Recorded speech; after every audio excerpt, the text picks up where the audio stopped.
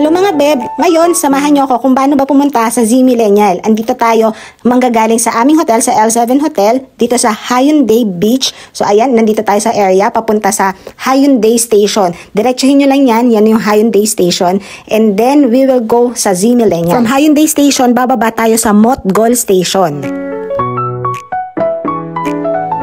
So ayan guys, finocus ko yung Lotte Castle. Yan yung magiging landmark nyo. Then, dun sa may junction, sa may right side kayo pupunta, konting lakad lang, makikita nyo tong pedestrian lane, and then, tawid kayo, yan na, makikita nyo na yung Z Millennial. Ayan.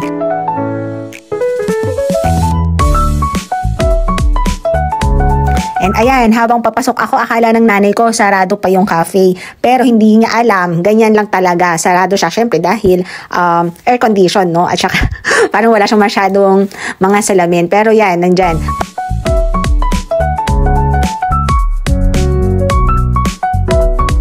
Pagpasok nyo naman, doon nyo makikita yung vibes. Ito na nga, papasok na. Kita nyo na agad yung mga bigay, no, ng mga fans kay Jimmy, ng mga ARMY. And, ayan, iba't ibang country ang pumupunta para lang makita itong cafe na to. And in fairness, worth it guys, dahil napakasarap ng food nila at ng drinks nila. So, mamaya ipapakita ko kung ano-ano yung meron dito.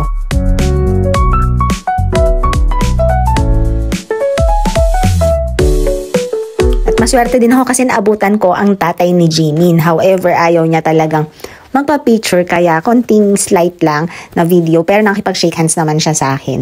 At yan yung isa sa in-order ko, yung burnt cheesecake. May wifi din dito guys.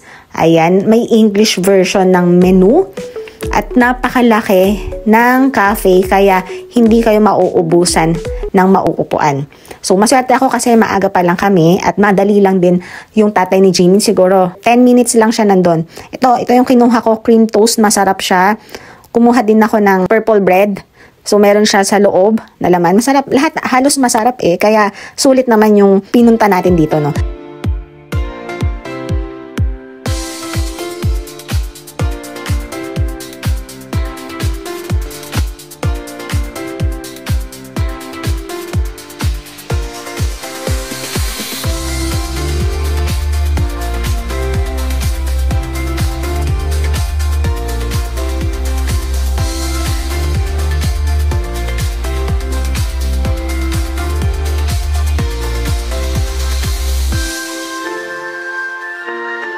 Naghahanap sa inyo, ano bang pwedeng mabili dito? Ito na, vinidyohan ko na, pero mabilis talaga maubos yung mga breads nila or yung mga tinda nila. However, nagre-replenish naman din sila, pero I suggest maaga kayong pumunta para din baka maabutan nyo ang tatay ni Jimin, diba?